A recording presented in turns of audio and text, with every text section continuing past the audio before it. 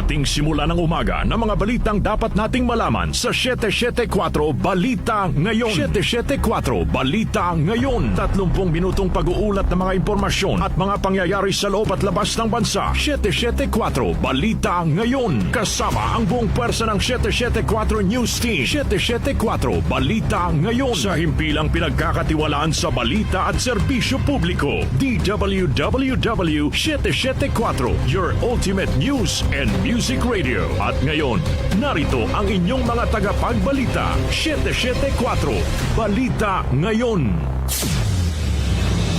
774 Balita Ngayon.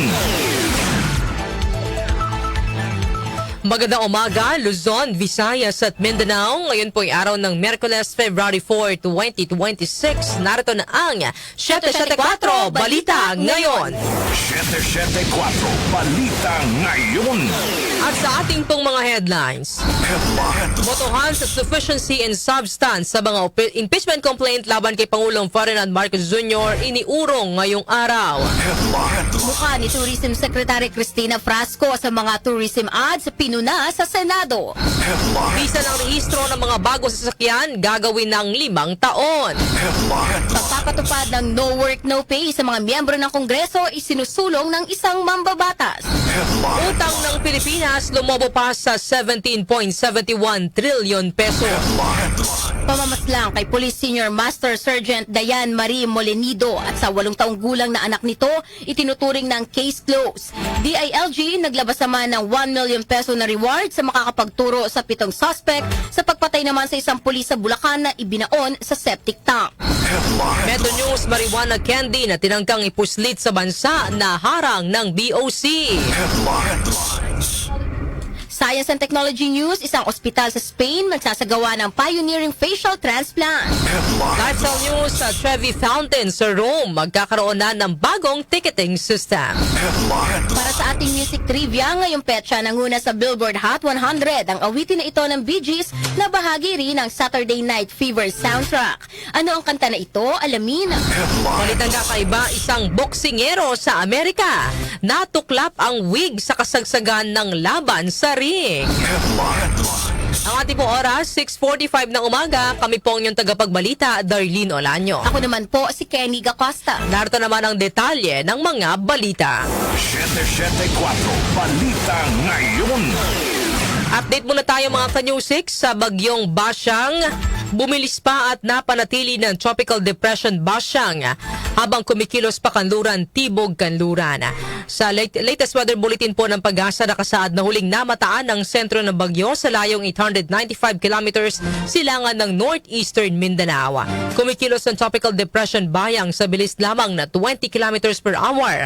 Taglay ang pinakamalakas sa hangin ang abot sa 55 kilometers per hour at pagbugso ang abot naman sa 70 kilometers per hour. Dahil po sa bagyo, nakataas ngayon ang Tropical Cyclone Wind Signal number 1 sa southern portion ng Surigao del Sur. Sa forecast naman po ng Pag-asa, patuloy nakikilos ang bagyong Basyang sa Philippine Sea at maaaring maabot ang tropical storm category ngayong araw. Maaaring maglandfall ang bagyo sa eastern Mindanao bukas ng gabi o sa Biyernes ng umaga.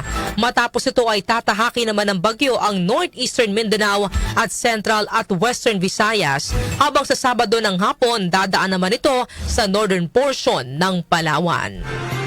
774 Balita Ngayon. Sa halip na kahapon ay iniurong po ng House Committee on Justice ngayong araw ang botohan sa sufficiency and substance ng 2 impeachment complaint laban kay Pangulong Ferdinand Marcos Jr. Matapos ang deliberasyon kahapon sa unang impeachment complaint laban sa Pangulo, sinuspende ng komite na pinamumunuan ni Batangas Congresswoman Jervil Luistro ang pagdinig at gagawin umano ang botohan kapag natapos na rin ang deliberasyon sa sufficiency and substance ng ikalawang impeachment complaint. Sinabi ni Luistro na kailangang mabigyan ng sapat na oras sa mga miyembro ng kanilang komite upang suriin ang mga komento at opinyon na kanilang narinig sa pagdinig. I hope that all our significant discussions will be used by the honorable members of the committee when we vote on whether or not the impeachment complaint of De Jesus is sufficient in substance. In that regard, I wish to share to the committee that the chair is in receipt of request to do the voting on the sufficiency in substance of Jesus complaint on our succeeding meeting, that is tomorrow. The reason is to give time to the members of the committee to ponder, decipher, evaluate all the comments and opinions we've heard today. So, if all the members are amenable to that, contrary to what we did yesterday, we concluded our deliberation already about the sufficiency in substance of the Jesus complaint, but we will be voting on this tomorrow afternoon after we are done with our deliberation on the sufficiency of substance of the Massa et al. Complaint. Kapag naaprobahang sufficient in substance ang alinman o parehong reklamo, ay uusad ito sa ikatlong hakbang na pagpapasagot kay Pangulo Marcos sa inihayang impeachment complaint laban sa kanya. Samantala, magiging pa siya ng House Committee on Justice ukol sa sufficiency and substance ang impeachment complaint laban kay Pangulong Ferdinand Marcos Jr. Maaring baliktarin sa plenaryo ng Kamara. Grace Mariano sa report. Maaaring mabago o mabaliktad pagdating sa plenaryo ng Kamara ang magiging desisyon ng House Justice Committee ukol sa sufficiency in substance ng dalawang verified impeachment complaint laban kay Pangulong Ferdinand Bongbong Marcos Jr. Paliwanag ni Batangas Representative Jervy Luistro na siyang chairperson ng komite kung sa botohan ngayong araw ay magpasya ang committee members na sufficient in substance ang reklamong impeachment laban sa Pangulo ay tuloy ang impeachment proceedings at magpapadala na ng notice para makuha ang tugon ng respondent. Pero ayon kay Luistro, kung magdesisyon naman ang komite na hindi sufficient in substance ang impeachment complaint ay ititigil na nila ang pagdinig at gagawan nila ito ng committee report na kailangang paaprubahan sa plenaryo. Paliwanag ni Luistro, pagdating sa plenaryo ay maaari itong pagtibayin o kaya ay baliktayin ng 1/3 votes ng mga kongresista. Sabi ni Luistro, kapag nangyari ito ay babalik sa kanilang committee report at mauobliga silang bumuo ng articles of impeachment.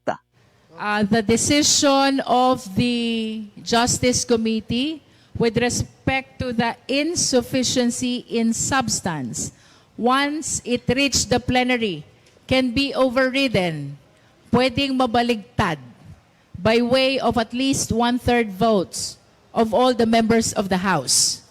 In that event, ibabalik sa Justice Committee yung committee report and we will be constrained to come up with our articles of impeachment. Yan po ang pahayag ni Representative Jervil Luistro. Ito si Grace Mariano para sa DWWW 774, your ultimate music radio. Maraming salamat, Grace Mariano. 774 Balita Ngayon. Sinita ni Senator Raffy Tulfo si Tourism Secretary Cristina Frasco ukol sa mga larawan ng kalihim na makikita sa mga tourism marketing materials. Sa joint hearing ng Committee on Tourism at Committee Social Justice, sinabi ni Tulfo na may mga netizens ang nakipag-ugnayan sa kanya at napuna na sa halip na mga lugar sa Pilipinas ang ipromote ng Department of Tourism, puro mukha ng kalihim ang makikita sa mga promotional materials. Tinukoy ni Senator Raffy ang magazine sa Japan, ang tarpaulin sa Boracay at promotional materials sa Lake Cebu na puro mukha ng kalihim ang makikita sa halip na mga magagandang lugar sa bansa. Pero katwiran ni Frasco, ginamit ang magazine na Philippine Topics sa Japan ang kanyang larawan ng walang pahintulot, habang ang tarpaulin sa Boracay na may larawan niya ay welcome sign naman sana para sa launching ng isang proyekto na hindi niya napuntahan o nadaluhan. At ang isa pang larawan na nakasakay siya sa bangka ay hindi naman anya promotional material, kundi coverage ng mga aktibidad ng DOT sa isang programa sa Soc-Sargen Region. Sinabi pa ng kalihim na hindi siya tatakbo sa national position sa 2028 kaya walang rason para i-promote niya ang kanyang sarili. If we want to sell something, pakita po natin yung mga tanawin o yung mga reasons why tourists will visit the country. Any accusation of self-promotion would fall flat because I am not running for any national position in 2028 and therefore there would be no reason for me to promote myself. But what we are saying here, ma'am, please, huwag mo i-promote yung sarili mo. Pag I pumunta have ko na not, sa isang lugar, Senator. kung ano yung mga kulang doon, punahin mo and then punuan mo. Yun po yung point ng mga netizens na lumapit po sa akin. Okay? It has nothing to do about you. Yan po ang palitan ng pahayag ni na Senator Raffy Tulfo at Tourism Secretary Cristina Frasco sa pagdinig ng Senado. Samantala, Senate President Tito Soto kinumpirmang may kumausap kay Senator Loren Legarda para kunin ang Senate presidency. Conde Batak sa detalye. Kinumpirma ni Senate President Tito Soto III na inalok kay Senator Loren Legarda ang Senate presidency ng mga nagtangkang ikudeta ang liderato. Ayon kay Soto, sinabi sa kanya mismo ni Legarda na inalok siya na mag-Senate President mula sa grupo ng minorya. Gayunman, hindi naman tinanggap ni Legarda ang alok dahil hindi siya interesado. Samantala, hindi naman nagkomento si Legarda tungkol sa alok sa kanya mula sa oposisyon na tumakbong Senate President. Anya marami at araw-araw naman ay may kumakausap sa kanya at pag-iisipan niyang tanong ng media dahil nabasa niya ito sa balita. Samantala, tinawag naman ni Senate President Pro Tempore Ping Lacson na hindi lang malisyoso kundi sadistic ang pagpapalutang na si Legardang nagre-recruit sa mga kapwa senador para sa magiging bagong majority bloc. Ito si Conde Batak para sa DWWW 774, your ultimate music radio. Maraming salamat sa iyong report, Conde Batak. 774 Balita Ngayon. Inaprobahan ni Pangulong Ferdinand Marcos Jr. ang pagpapalawig sa 5 taon ng bisa ng rehistro ng mga bagong sasakyan mula sa dating 3 taon. Ayon kay Palace Press Officer Claire Castro, inilatag ni Department of Transportation o DOTR Acting Secretary Giovanni Lopez ang panukala sa pulong kay Pangulo Marcos sa Malacanang kahapon. Maglalabasaan niya ang DOTR ng memorandum para sa pinalawak na validity ng rehistro ng mga bagong sasakyan kasunod ng pag-aproba ng Pangulo. Tinalakay rin sa pulong ang mga programang layong pag-aanin ng biyahe ng publiko. Kabilang dito ang rehabilitasyon ng MRT3 Quezon Avenue Station, pagpapatupad ng cashless payment sa MRT3 at paglulunsad nito sa LRT1 at LRT2, gayon din ang pag-aayos ng mga dalian chain upang magamit sa MRT3. Binigyan din ng Pangulo na prioridad ng pamahalaan ang kaligtasan at kapakanan ng mga commuter sa pamamagitan ng malinis na pasilidad at maaasahang sistema ng tren. Samantala, 7.3 billion pesos na SRI para sa mga guro at non-teaching staff aprobado na ni Pangulong Ferdinand Marcos Jr. Narito po ang report ni Chanel Salazar. Aprobado na ni Pangulong Ferdinand Marcos Jr. ang pagpapalabas ng karagdagang 7.3 billion pesos na pondo para sa Service Recognition Incentive o SRI ng mga kwalipikadong guro at non-teaching personnel sa buong bansa. Ayon kay Palace Press Officer at PCO Undersecretary Claire Castro, ang naturang pondo ay sasaklaw sa natitirang kakulangan upang maibigay ng buo ang SRI para sa taong 2025. Layon ang dagdag pondo na matiyak na matatanggap ng lahat ng kwalipikadong guro at non-teaching personnel ang buong benepisyo na itinakda ng pamahalaan. Inaprubahan ng DBM ang kaukulang Notice of Cash Allocation hinggil dito noong January 27, 2026. Sa pag-aproba ng karagdagang cash allocation, maaari ng bayaran ang natitirang balanse upang matanggap ng mga kwalipikadong benepisyaryo ang buong halaga ng kanilang incentive. Matatandaan noong December 11, naglabas si Pangulong Marcos ng Administrative Order No. 40 na nagbibigay pahintulot sa one-time na SRI para sa mga kwalipikadong kawani ng gobyerno para sa taong 2025. Ako si Chanel Salazar ng DWWW 774, your ultimate music radio. Maraming salamat, Chanel Salazar. 774 Balita Ngayon. Samantala, isinisulong ni House Majority Leader at Ilocos Norte 1st District Representative Sandro Marcos ang panukalang No Work, No Pay para sa mga miyembro ng Kongreso na layuning matiyak na ang pondo ng bayan ay nagagamit para sa mga halal na opisyal o sa mga halal na opisyal na tunay na tumutupad sa kanilang tungkulin. Sa inihaing House Bill No. 7432, ikinatwiran ni Congressman Sandro na ang No Work, No Pay ay General Labor Standard na ipinatutupad sa mga manggagawa sa buong bansa. Kaya dapat patas na may sweldo pa rin ang mga mambabatas anuman ang kanilang attendance o partisipasyon. Iniuutos ng panukala na mabigyan lang ng sweldo ang mga kongresista at senador para sa mga araw na sila ay present at tumutupad sa opisyal na legislative duties tulad ng paglahok sa plenary sessions, committee hearings at mga opisyal na aktibidad. Batay sa panukala, itinuturing naman na valid na reason o valid na rason ang kanilang pag-absent ang pagkakaroon ng sakit at sertipikado ng lisensyadong doktor. Pagganap sa isang opisyal na tungkulin na otorisado naman ang liderato ng kapulungan. May opisyal at otorisadong travel o mission at may mga aprobadong leave of absence. Samantala, halos 20,000 lokal at dayuhang barko na monitor ng AFP na dumaan sa katubigan ng bansa noong Enero. Narito ang report ni Angel Garcia.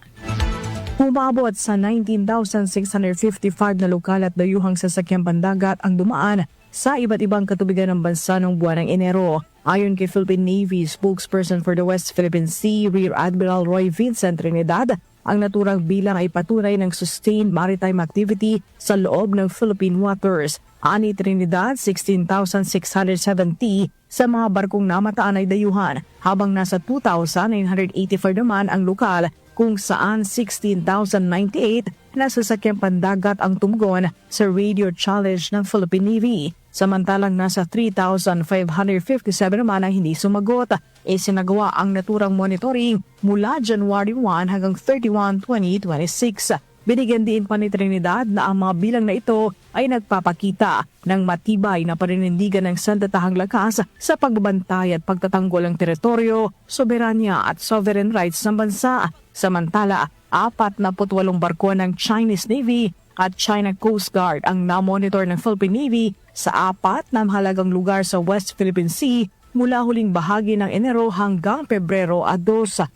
Kabilang sa mga ito ang 10 barko ng People's Liberation Army Navy at 11 barko ng China Coast Guard sa Bajo de Masinloc, 12 barko ng CCG sa Ayungin Shoal, 3 plan at 5 CCG vessel sa Escora Shoal, 2 plan at 5 CCG ship sa Pag-asa Island. Angel Garcia ng GWWW 774, your ultimate music radio. Maraming salamat, Angel Garcia. 774 Balita Ngayon. Lumobo pa sa 17.71 trillion pesos ang utang ng Pilipinas noong 2025. Ayon sa Bureau of Treasury o BTR, tumaas ito ng 10.32% o 1.66 trillion pesos mula sa 16.05 trillion pesos na utang ng bansa noong katapusan ng Disyembre 2024. Inihayag ng BTR na ang pagtaas ng utang ng bansa ay dulot ng pagsisikap ng gobyerno na pondohan ang mga development program at epekto ng pagbaba ng piso kontra dolyar at iba pang foreign currencies. Sa kabila naman ng mataas na utang, sinabi ng BTR na nananatili namang matatag ang debt portfolio ng bansa. Ang domestic debt ng bansa ay tumaas sa 12.12 trillion pesos habang external debt naman ay umakyat sa 5.59 trillion pesos. Pinagagawang farm-to-market roads ni Pangulong Ferdinand Marcos Jr. dapat bantayan ng sambayan ng Pilipino. Gina Mapes sa report.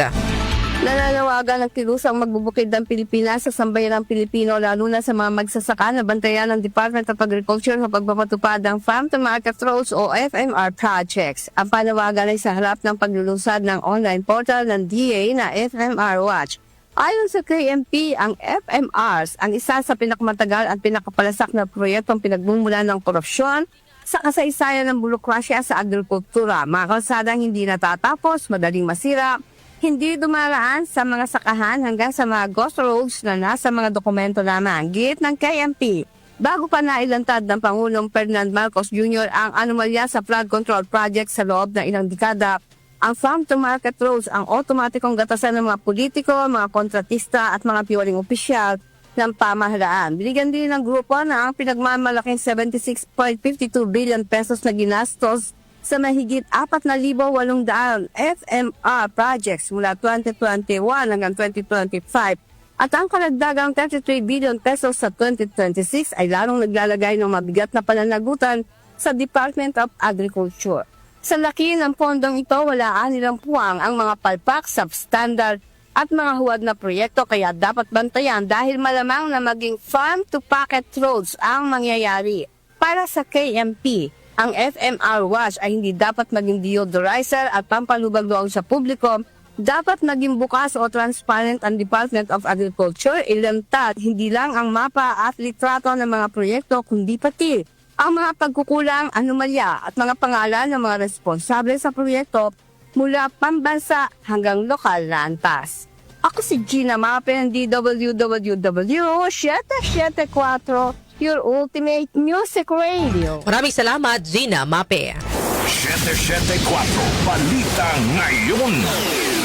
At sa iba pang balita, pinagplanuhan ang pagpatay kay Police Senior Master Sergeant Dayan Marie Molenido at sa 8 taong gulang na anak nito. Ito ang lumabas sa isinagawang investigasyon ng PNP kung saan nadamay at sinadyang patayin ang 8 taong gulang na bata na noon ay kasama lamang ng kanyang ina. Sa resulta ng investigasyon, sa halip na ibigay ang perang na pagkasunduan mula sa bentahan ng sasakyan, binaril umano ng suspect na si Christian Panganiban ang babaeng pulis. Matapos nito, pinagtulungan namang patayin ng bata ng suspect na si Pia Panganiban, isang car agent, at ng isa pang suspect na si Hil Valdemoro D. Nabatid din niya na dati nang may mga kasong estafa si Pia Panganiban, habang ang kanyang asawang si Christian na isang dismissed na pulis ay nasangkot na rin sa kasong kidnapping at serious illegal detention noong 2017. Ang asawa naman ng biktima na si John Molenido ay inilagay na rin sa restrictive custody ng pulisya habang patuloy pang inaalam ang posibleng partisipasyon nito sa krimen. Sa ngayon, itinuturing na sarado ang kaso habang inaayos na ang pagsasampa ng kaukulang mga kaso laban sa mga suspect. Samantala, naglabas naman ng 1 million peso na reward ang DILG sa makakapagturo sa gunman at 6 na iba pang suspect sa pagpatay naman sa isang pulis sa Bulacan na ibinaon sa septic tank. Ayon kay Police Regional Office 3 Director Police Brigadier General Rogelio Peñones, patuloy ang maikting na operasyon laban kay Julian Salamat na siyang bumaril kay Police Staff Sergeant Renato Casuay Jr. na nakatalaga sa PNP Drug Enforcement Group Special Operations Unit 3. Sa ngayon, 4 na suspect na ang hawak ng mga otoridad. Itinuturing na rin ng DILG na naresolba na ang kaso. 774 Balita Ngayon. Ang ating pong oras, 7:05 ng umaga. Kami pa rin po ang inyong tagapagbalita, Darlene Olanyo. At ako naman po si Kenny Gacosta. 774 Balita Ngayon. Metro News. Metro News. Nasamsam ng Bureau of Customs sa NAIA ang marijuana candy na tinangkang ipasok sa bansa. Ayon sa BOC, natuklasan ng illegal na droga sa parcel na dineklarang candy sa Central Mail Exchange Center sa Pasay City. Nasa 63 pakete ng mga candy na umano'y may marijuana at mga vape cartridge na naglalaman ng humigit kumulang 19.5 ml ng cannabis oil ang nasabat ng mga otoridad. Nakumpiska rin ng BOC ang 3.5 grams ng tuyong dahon ng marijuana. Tinatayang nasa mahigit 6,000 piso ang halaga ng mga nasabat na kontrabando. Na-turn over na ang mga nasamsam na droga sa PIDEA para sa kaukulang disposisyon at hawak na rin ng mga otoridad ang claimant ng parcel na maharap sa paglabag sa Comprehensive Dangerous Drugs Act of 2002 at Customs Modernization and Tariff Act. Foreign exchange rates. Foreign exchange rates. Narito na ang update sa ating foreign exchange rates. Ang palitan ng piso kontra dolyar ay nasa 58 pesos and 89 centavos. Nasa 69 pesos and 45 centavos naman ang palitan ng piso kontra euro. Habang ang British pound ay nasa 80 pesos and 49 centavos. Ang palitan naman ng piso kontra Saudi Real ay nasa 15 pesos and 76 centavos, habang ang Japanese yen ay nasa 38 centavos. Lotto results. Lotto results. Update naman po tayo sa resulta ng Lotto. Iatid po sa atin ni Jonah Bakiran. Jonah. Narito na ang mga lumabas na winning combination sa Ultra Lotto 658 na binola kagabi February 3, 35, 55, 40, 12, 13, at 31, kung saan naabot sa 75 million pesos ang papremyo. Ang bola naman sa Super Lotto 649 ay ang 39, 15, 2, 12, 7, at 18. Ang saan ang papremyo ay aabot sa 29,801,761 pesos and 84 centavos. Habang ang bola naman sa Lotto 642 ay ang 33, 14, 10, 15, 24 at 12, kung saan ang papremyo ay nasa 10 million pesos. Wala namang nakapag-uwi ng nasabing mga papremyo. Ako po si Joanna Bakira na nagsasabing huwag lang umasa sa bola, tumaya sa buhay para maka-jackpot ka ng tagumpay. Maraming salamat, Joanna Bakiran. Science and Technology. Science and Technology. Para naman sa ating Science and Technology News, isang ospital sa Spain nagsagawa ng pioneering facial transplant. Detalye, ihahatid ni Rose May Miranda. Matagumpay na nakapagsagawa ang isang ospital sa Barcelona ng pioneering facial transplant kung saan ang donor ang pinakauna sa mundo ay inialok ang kanyang mukha para i-donate bago sumailalim sa assisted dying procedure. Ayon sa prestiyosong ospital na Valdebron, ang komplikadong operasyon ay kinasasangkutan ng pagtransplant ng composite tissue mula sa gitnang bahagi ng mukha at nangangailangan ng partisipasyon ng hindi bababa sa 100 professional kabilang ang mga psychiatrist at immunologist. Ang recipient na kinilala lamang sa kanyang unang pangalan na Carme ay dumanas ng facial tissue necrosis mula sa bacterial infection na dulot ng kagat ng insekto na nakaapekto sa kanyang kakayahang magsalita, kumain at makakita. Para sa mga ganitong uri ng kaso na nangangailangan ng mga facial transplant, dapat magkapareho ang donor at recipient ng kasarian, blood group at magkasing laki ang ulo. Tumanggi naman ang tagapagsalita ng ospital na ibigay ang eksaktong petsa kung kailan isinagawa ang facial transplant bilang bahagi ng privacy, ngunit naganap umano ito noong autumn season na nakaraang taon. Manatiling may kaalaman sa agama teknolohiya sa gitna ng pagiging moderno ng ating mundo. Ako si Rose May Miranda, ng DWWW 774, Ultimate Music Radio. Maraming salamat sa iyong Science and Technology News of Rose May Miranda. Lifestyle News. Lifestyle News. Sa atin naman pong lifestyle news, sa Trevi Fountain sa Rome, magkakaroon na ng bagong ticketing system. Detalye po ihatid ni Mika Fajardo. Naglungsad ng isang bagong ticketing system ang Trevi Fountain sa Italy, kung saan kailangan na magbayad ng mga turista upang makapasok sa tourist site na layong makatulong sa paglikom ng pondo at pagkontrol ng pagdagsa ng tao sa isa sa pinakatanyag ng waterworks sa mundo. Ang ticketing system na ito ay kalintulad ng sa Pantheon Monument ng Rome at day tripper tax sa Venice na layong bawasan ng over-tourism at gawing mas maginhawang lungsod para sa mga residente. Itinatampok sa matayog na fountain ng Greek titan na si Oceanus na nasa gilid ng mga talon na bumabagsak pababa sa mga batong travertine patungo sa isang mababaw na turquoise pool at itinampok sa pelikulang La Dolce Vita. Bagamat ipinagbabawal na ang pagdigo ngayon sa fountain, ayon sa mga alamat, ang mga bisitang maghahagis ng pera mula sa kanilang balikat at hihiling ay makababalik sa Roma.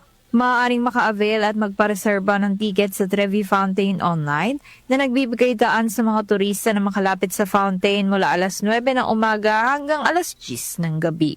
Ako po si Mika Fajardo ng DWWW 774, your ultimate music radio. Maraming salamat, Mika Fajardo. Music Trivia. Music Trivia.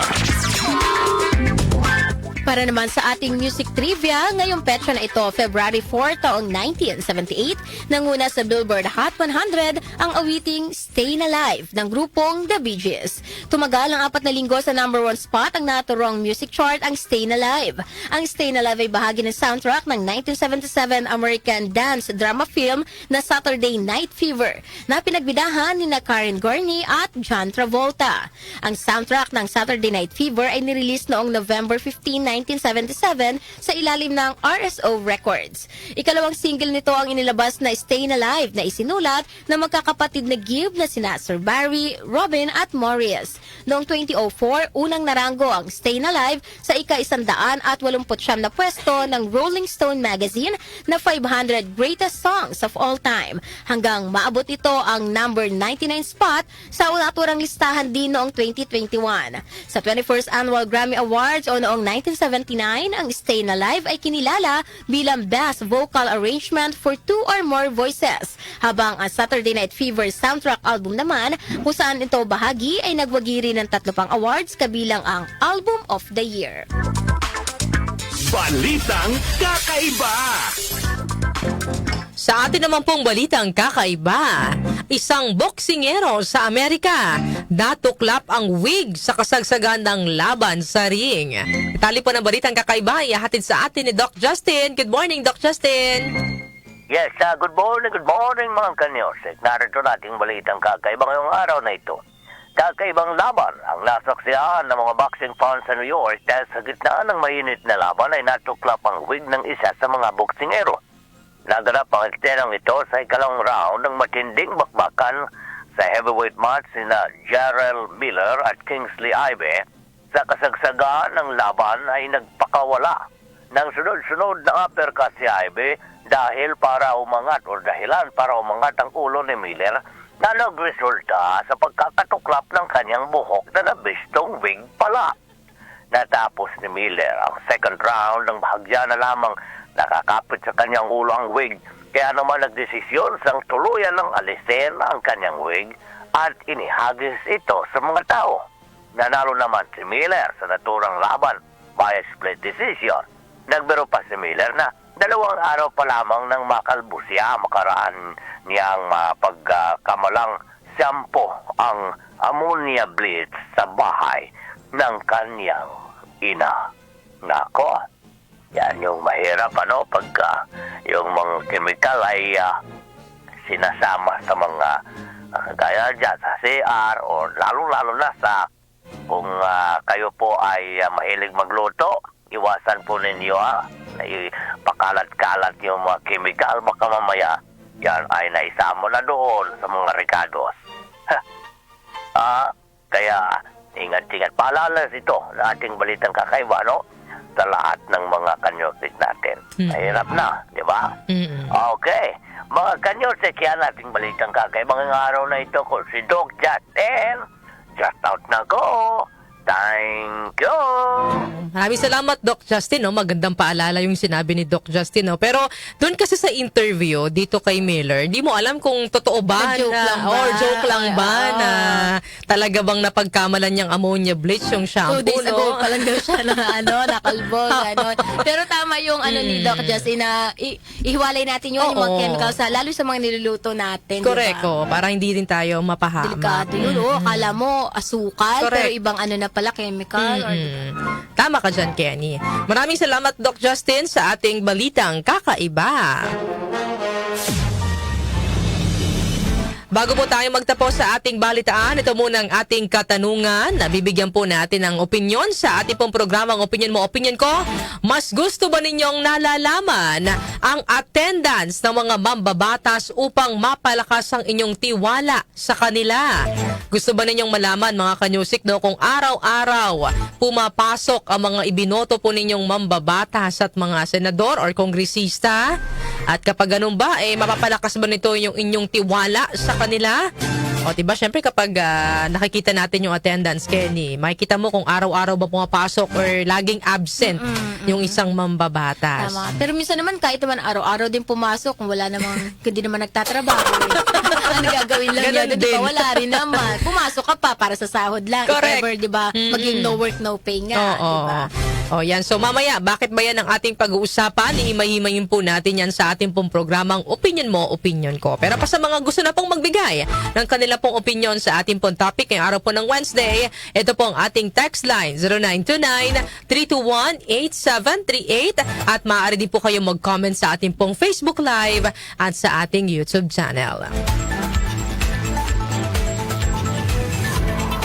Inyo pong narinig ang mga may init na balita ngayong araw po ng Miyerkules, February 4, 2026. Kami po ang inyong tagapagbalita, Darlene Olanyo. Ako naman po, si Kenny Gacosta. Napasa inyo ang 774 Balita Ngayon. 774 Balita Ngayon.